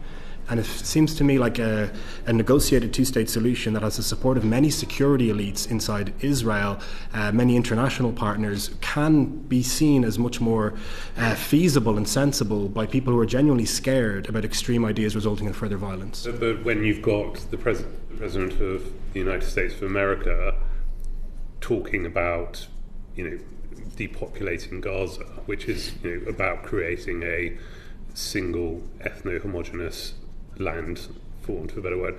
I mean,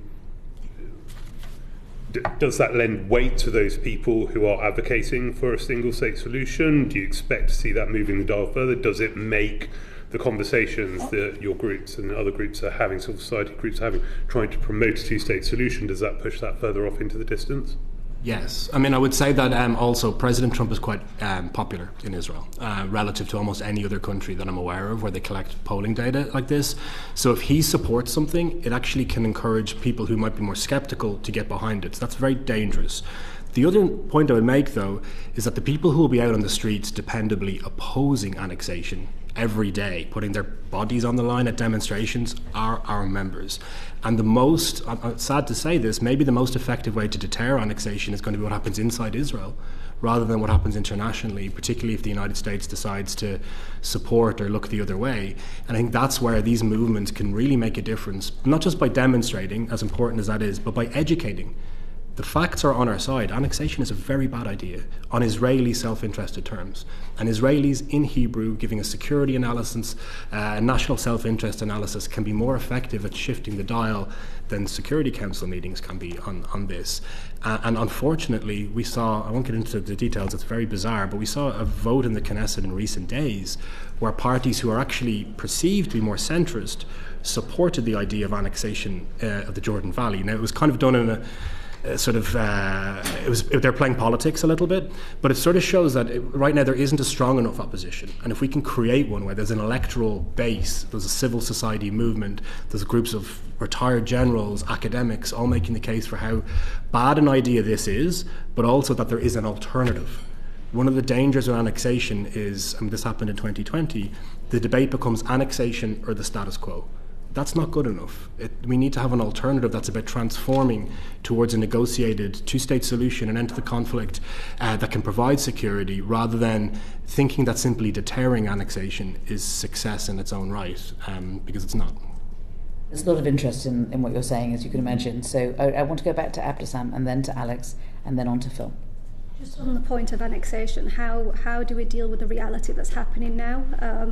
And sort of linking that into the earlier question I was going to ask was the programs that your organisation delivers or your members deliver, how do we ensure that this doesn't just normalise the status quo and doesn't really sort of address the imbalance of power between Palestinians and Israelis? So again, sometimes I think this is an idea people have about these programs that I don't see reflected in the reality of them, and I kind of wish everybody could be participants or flies on the wall in the conversations. When an Israeli-Palestinian encounter is happening, the Palestinian has usually traversed many checkpoints to be there. The first conversation almost immediately is about the structural inequality, because one person drove there in their car, it took 20 minutes. The other person may have had a rifle pointed at their face and crossed a checkpoint. So it's not subtext, it's text when people come into the room. And very often the Israeli, because there is a power differential, but one thing that Palestinians have is the ability to explain and educate Israelis who aren't aware, and it really isn't their fault. This is not in the media, it's not in the forefront of the discussion inside Israel about the reality of occupation in the West Bank or the reality in Gaza. One stat that we found in a youth poll was the population between the Mediterranean and the Jordan of youth that was most supportive of these programs were Gazan Palestinians. And that wasn't because they wanted to make an Israeli friend. It's because they wanted to tell Israelis what their life was like. They wanted to shout, to scream, but they wanted to engage. And the power dynamic is real, the differential. It's only grown greater, but it cannot become a barrier to engagement between both sides. If we want to close that power gap and equalize that dynamic, there needs to be engagement and an understanding of it, as well as ways to disrupt and change it. And I don't think that's going to come from the outside. I think that's really going to come from the bottom up, from the kind of work you're hearing about today. Alex? I just wanted to come back to the funding point and your comparison about the small amount of funding that comes into grassroots organisations compared to Northern Ireland. Honestly, where does that money come from? And we also heard from Robi earlier that the American pause in US aid funding could have a big impact. What sort of impact will that be happening on the work of your members? Well, the first thing to note is the largest budget line from the United States towards this programming is something called the Middle East Partnership for Peace Act, or MEPA. It's a bipartisan piece of legislation. In fact, it was signed into law by President Trump at the very end of his first term. It has the support of all Democrats, but also a significant number of Republicans. Dozens of House Republicans signed on to an appropriation letter last April for it. And we are going to work very hard, but are also confident that we can ensure that when Secretary of State Rubio delivers his recommendations in about 85 days to President Trump, that MEPA will be in there and will be continued. So it's a pause rather than a cut, and it's important to note that. But also that in its own being sustained isn't success. So the UK has reduced its support for this sort of work by over 60%. At a time when we really are seeing much greater need than was the case, I think, in 2018 when those cuts began. And it's a relatively modest investment relative to what else the UK is funding. And I would also say from a sort of tax efficiency perspective, like the impact of investments for the taxpayer, we're spending extraordinary amounts of money dealing with the outcome of this conflict not being resolved, and very, very little on trying to resolve it. And if the UK was to lead on any one ambition within this space, civil society, first of all, I believe has one of the highest returns on investment. It's also one of the most modest investments relative to the other priorities. The Prime Minister, as we heard earlier on today, has endorsed the idea of an international fund for Israeli-Palestinian peace and said that the Foreign Secretary will host a meeting at some point. We think it's a chance for the UK to really lead on this, to leverage what the Labour government, the previous Labour government, knows worked the Good Friday Agreement, to be able to really bring together Gulf allies, the United States, other European partners, G7 leaders. It's important to note that last summer the G7 adopted new language on the centrality and importance of civil society peace building and the need to institutionalise and coordinate it as part of the strategy towards Israel-Palestine. It's a priority that requires a leader, though. And I think it's unlikely that President Trump and the United States will lead it. And I don't see another government within the G7 with the stability or the focus or the statement that we've seen Prime Minister Starmer make. And so I think that's a real opportunity, and the investment will need to be there. I want to be clear as well, and this is a difficult point to make, I would really hope that it doesn't come at the expense of other important priorities as well. We need to see Israel-Palestine, I think, its centrality with regards to security and global priorities reflected in spending that sees civil society as being very, very important, but also other priorities, reconstruction, human rights, all of them to be there. And then finally, coordination. So I won't bore you with all the detail. I can send documents on this.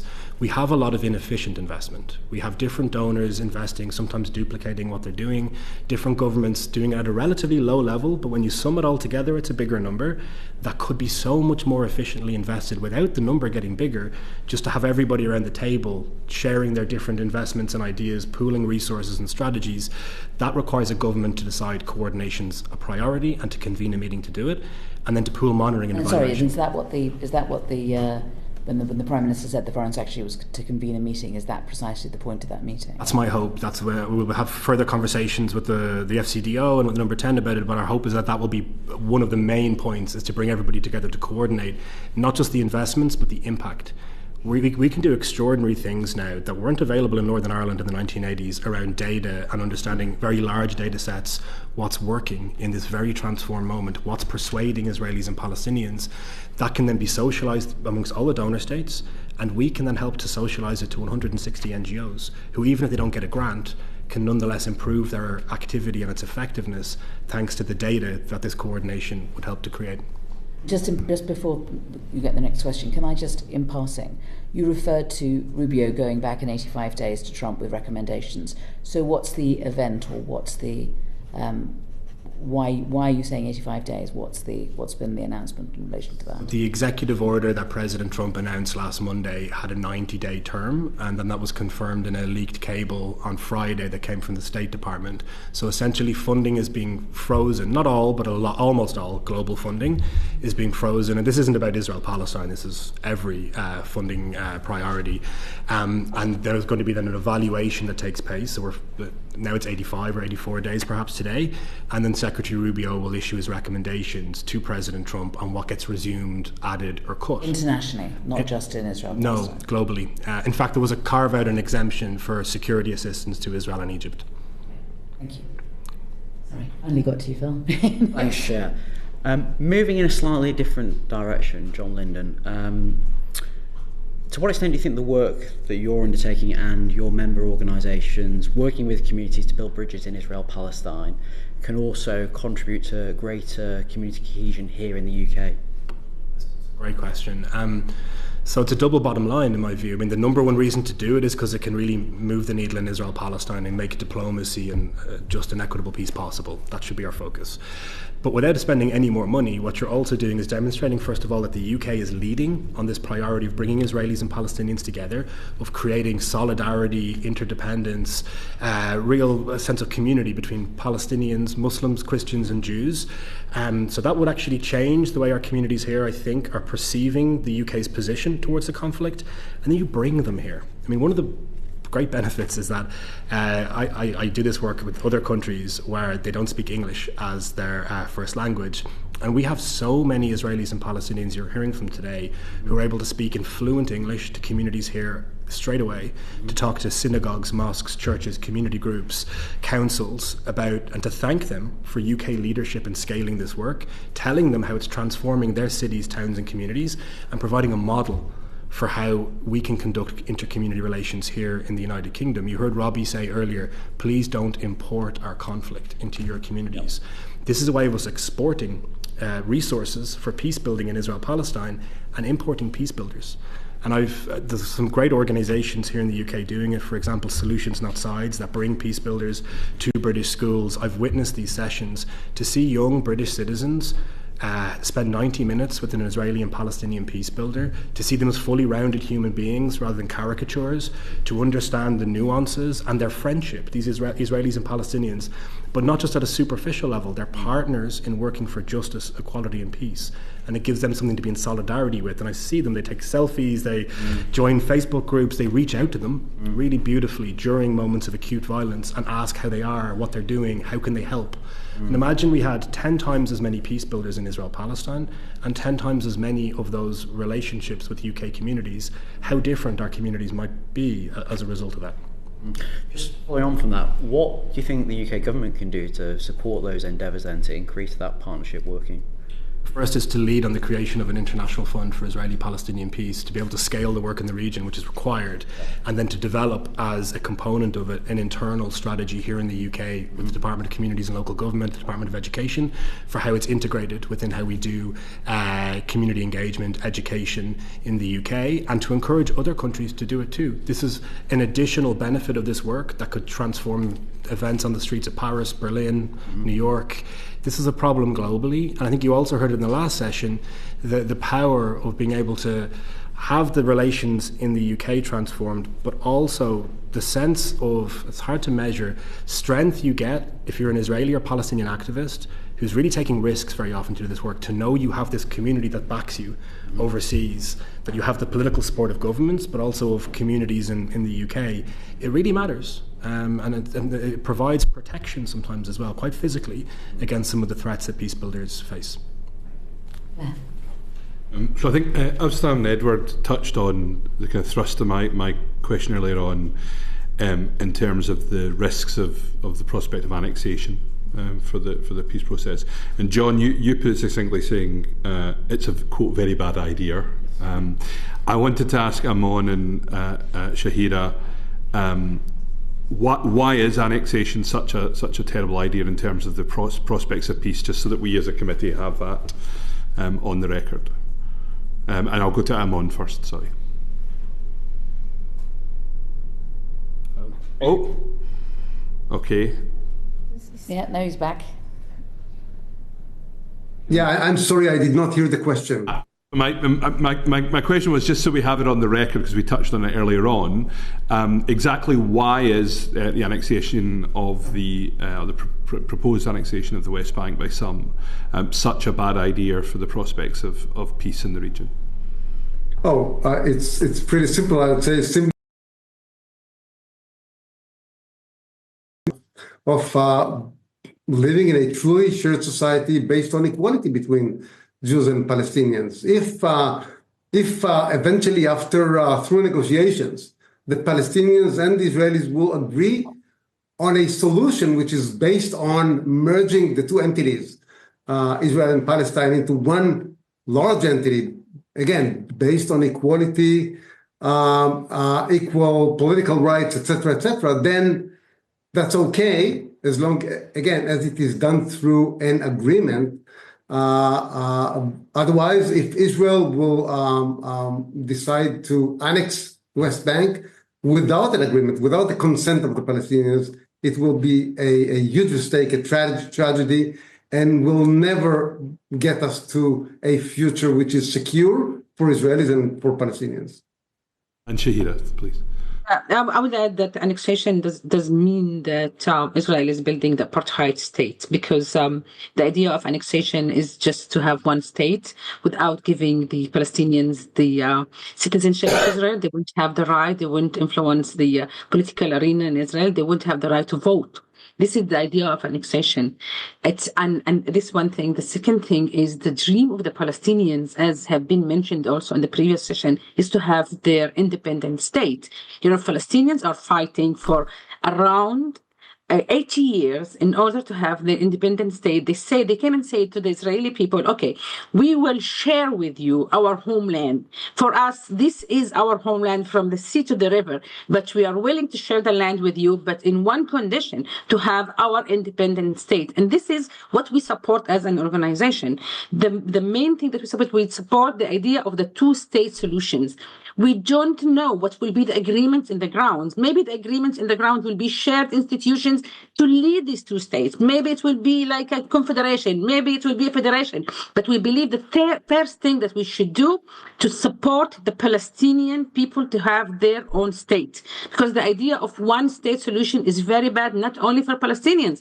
It's also very bad for Israeli. Because we need to understand that the Israeli people, especially after October 7th, they are threatened. They don't trust Palestinians. There is a lot of tension between the two groups. So the first thing that we should do, separation for cooperation. We cannot talk about cooperation between Palestinians and Israelis without first the separation.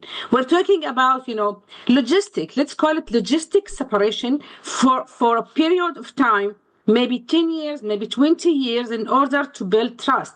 And I want to say something about something that was mentioned a few minutes ago when you say that about why Israeli people, especially youngest people, don't support the two-state solution, because they are not used for more than 20 years. They didn't hear the word peace. The only thing that they know, they were born to the conflict. Most of the young people, students in the universities, young people in the labor market, they were born after October 2000, after the second Intifada. And the only thing that they heard, the conflict and a war. And our main mission today is just to bring dream back to the youngest people in Israel, to start and to imagine the reality that they can live in a peace.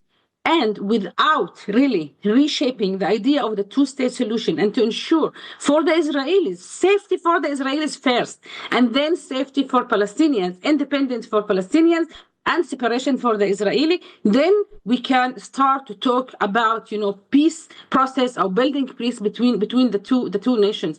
But now you need to understand that the settlers in the West Bank are bringing a lot of damage. They're very violent against Palestinians. So we need a real solution and not annexation. Thank you. Very good. Very good. Any other questions for anyone? That brings us to the end of our session. May I also say that if there is any points that you believe that we should have asked you and we didn't, or anything that you want to clarify, please do give us some written evidence, and that will have equal standing to the oral evidence that you've given today.